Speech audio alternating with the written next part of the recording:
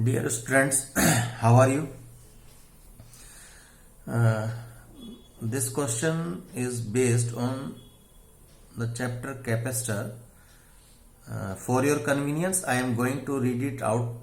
The circuit in figure consists of two identical parallel metal plates connected to identical metal springs, a switch and 1000 volt battery. With the switch open, the plates are uncharged, are separated by a distance d equals to, this is 8 mm, and have a capacitance C equals to 2 microfarad.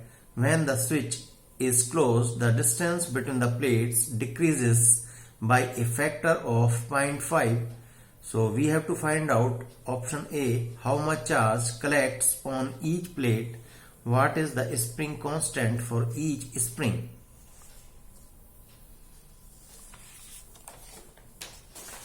So basically this is the circuit जो हम लोग को मिला है. तो इससे पहले थोड़ा सा इसको सॉल्व करने से पहले कॉन्सेप्ट देखते हैं कि यहाँ पर क्या कॉन्सेप्ट लगेगा. ये दो मेटल प्लेट्स दी हैं. इन दो मेटल प्लेट्स के बीच में इस मेटल प्लेट्स पर इस तरफ से पॉजिटिव चार्ज आएगा. यहां से पॉजिटिव टर्मिनल था और इधर से suppose this will be minus Q. ठीक है. तो it will acts as a capacitance these two metal plates.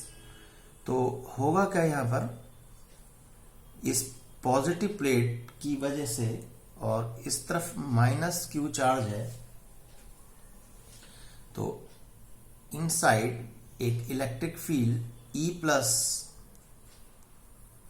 will act in this direction, and due to this minus Q plate,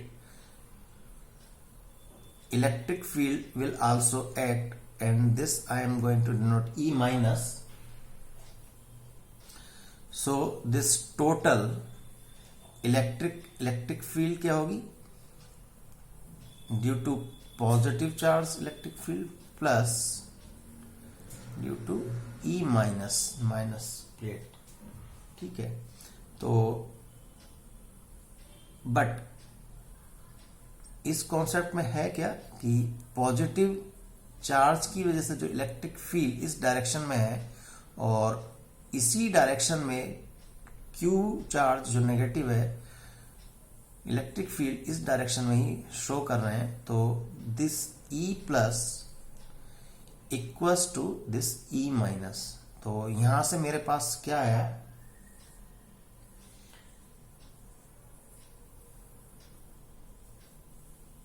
इसको E माइनस को मैंने E प्लस रिप्लेस कर दिया. तो यहां से E total E electric field twice of E plus. ठीक है. तो hence this E plus electric field is E by 2. और अब इनके बीच में जो है, इन दोनों प्लेट्स के बीच में इस प्लस Q चार्ज और माइनस Q चार्ज की वजह से ये प्लेट इस तरफ इसको फोर्स एक्सर्ट करेगी. ये minus Q plate, metal plate, इसको इस तरफ की तरफ फोर्स एक्सर्ट करेगी. ठीक है. तो ये जो फोर्स है, ये फोर्स मेरा क्या होगा, this will B Q E by 2. क्यों? क्योंकि फोर्स का फार्मूला क्या होता है, Q इंटू E. और अब यहां पर रिजल्टेंट इलेक्ट्रिक फील्ड क्या हो चुकी है, दिस इज E बाई 2. दूसरा, ये दूसरे स्टेप में, तो यहां पर अब इस क्वेश्चन के लिए जब इस डायरेक्शन में ये प्लस क्यू वाली फोर्स इस तरफ लगेगी और माइनस क्यू चार्ज की वजह से इस तरफ फोर्स लगेगा, देन ये प्लेट और ये प्लेट क्या होंगी, ये जो डिस्टेंस, ओरिजिनल डिस्टेंस जो डी थी, यहां से यहां तक जो ओरिजिनल डिस्टेंस डी थी, ये इस तरफ आएगी और ये इस तरफ आएगा, तो डिस्टेंस डी चेंज होगी। और उस डिस्टेंस डी चेंज होने की वजह से जब ये इस तरफ जाएगी तो इस स्प्रिंग का रीस्टोरिंग फोर्स, इस स्प्रिंग का, this is the spring restoring force के एक्स हम बाद में देखेंगे कि एक्स क्या आएगा हमारा, but this is the spring restoring force. ठीक है, तो हो क्या रहा है यहां पर, this electric force is balanced by this spring restoring force. ठीक है, इस कॉन्सेप्ट पर ये क्वेश्चन बेस्ड है, तो इसको अब इक्वेशंस पर लिखते हैं।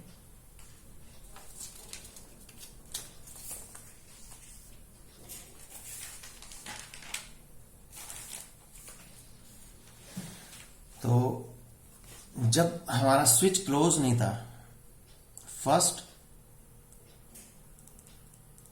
स्विच इज नॉट क्लोज्ड, तब कैपेसिटेंस क्या होगा, epsilon naught A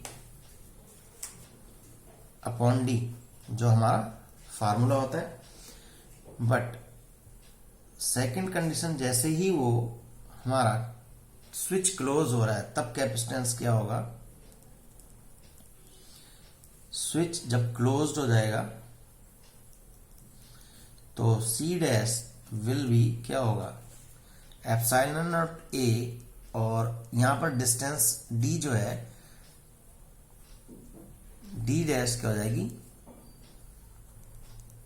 D by two, क्योंकि फैक्टर क्या है उसका 0.5, तो मीन्स अगर ये 0.5 डी है चेंज हो जाने पर, तो इसको फ्रैक्शन में लिख लिया डी बाई टू, तो यहां पर हमारा ये डी बाई टू हो गया। यहां से आया हमारे पास 2 epsilon naught A upon D, तो hence this capacitance C dash is 2 times of C. ठीक है, तो कैपेसिटेंस चेंज हो गया, तो हेंस जो हमारा फर्स्ट पार्ट था वो तो सिंपल है थोड़ा सा, तो कैपेसिटेंस यहां पर क्या हो जाएगा, सी डैश, तो उसकी वजह से मेरा नया चार्ज क्यू डैश क्या होगा, 2 times C into this delta V, तो हमें दिया हुआ है यहां पर 2 into this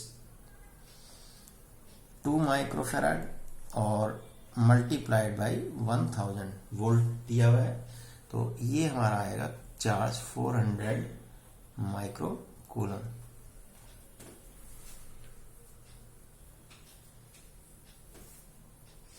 first part is not tough, but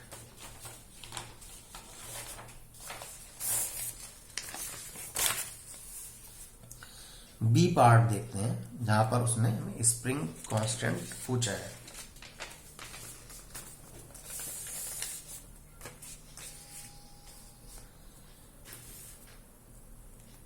तो अभी हमने एनालाइज किया था कि इलेक्ट्रिक फील्ड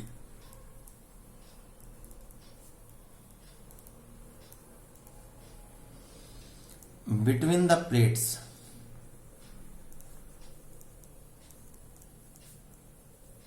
वो हो जाएगी E बाई 2, और that will B surface charge density sigma upon 2 epsilon not. ठीक है, 2, तो E बाई 2 का 2 है, और इलेक्ट्रिक फील्ड क्या होती है, sigma this surface charge density upon epsilon naught। तो हमने फोर्स कैलकुलेट किया था, यहां पर क्या आएगा, दिस Q E by 2। तो यहां पर हम E by 2 की वैल्यू इन टर्म्स ऑफ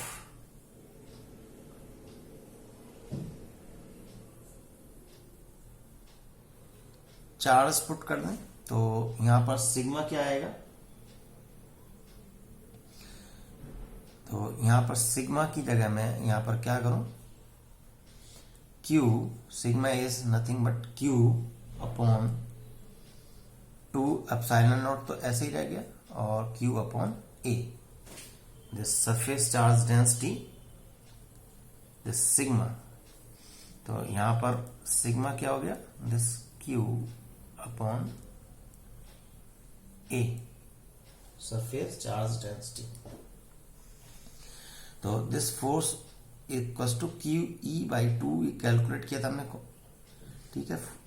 तो यहां पर hence this force is now Q तो है, और इस ई बाई 2 की वैल्यू ये मैं पुट करने जा रहा हूं, this Q upon 2 epsilon naught ए, ये क्या आएगा, Q square upon this 2 epsilon naught ए, और ऊपर हमने Q कैलकुलेट किया था जब डिस्टेंस जो है चेंज हो गई थी, तो वहां से hence this will be 2C delta V, this will be the whole square and 2 epsilon naught A।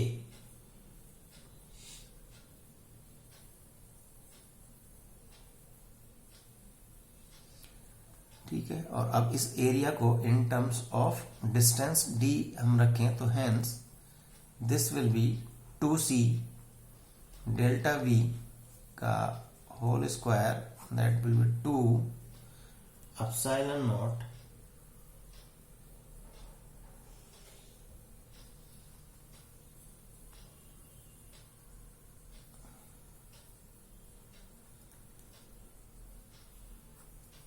A by D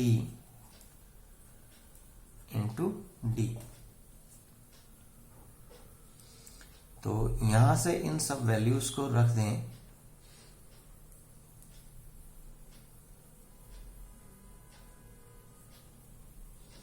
तो यहां से hence this will be 2C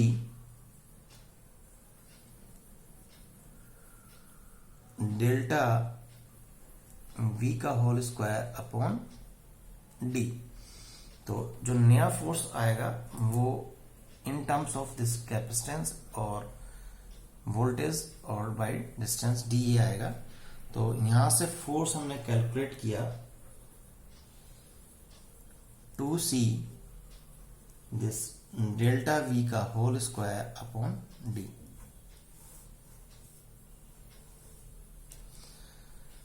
हमें निकालना है स्प्रिंग फोर्स कांस्टेंट।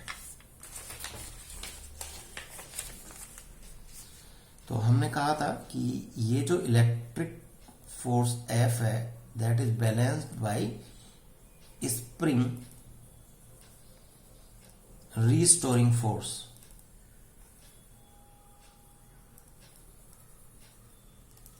तो दोनों को बैलेंस कर देते हैं, ठीक है। तो स्प्रिंग का रिस्टोरिंग फोर्स क्या होता है, F इक्वल्स टू KX। तो यहां पर हम देखें कि X क्या होगा, स्प्रिंग में कितना इलोंगेशन आएगा। तो यहां पर अब देखो कि इनके बीच जो डिस्टेंस थी चेंज हुई है D/2 मेटल प्लेट्स के बीच में। तो जितनी यहां पर डिस्टेंस चेंज हुई है तो उतना ही स्प्रिंग में, इन दोनों स्प्रिंग में एक में स्ट्रेच और एक में कंप्रेशन आएगा। तो ये क्या होगा, एक में D/4 प्लस D/4 करता हूं, then this will be equals to D/2। इसका मतलब इंडिविजुअल में कितना एलोंगेशन आया या एक में कंप्रेशन आया, दैट इज d/4। तो यहां पर x की value in terms of distance d will be d/4 for each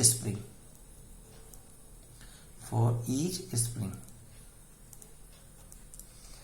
ठीक है। तो यहां पर अब इस 2c दिस डेल्टा v का whole square upon d equals to k d/4। यहां से इन दोनों को सॉल्व कर लो तो यहां से k की वैल्यू निकल के आएगी आफ्टर पुटिंग ऑल वैल्यूज, क्योंकि डिस्टेंस d भी है, कैपेसिटेंस भी है आपके पास और वोल्टेजेस भी हैं। तो k equals to 2.50 newton per metre and this is the final answer. Hope you all understand. और इसके बाद I will try for one rotational motion question, challenging question. After that, one video I will make on the electrostatics. Hope you will all understand my questions. Very thank you.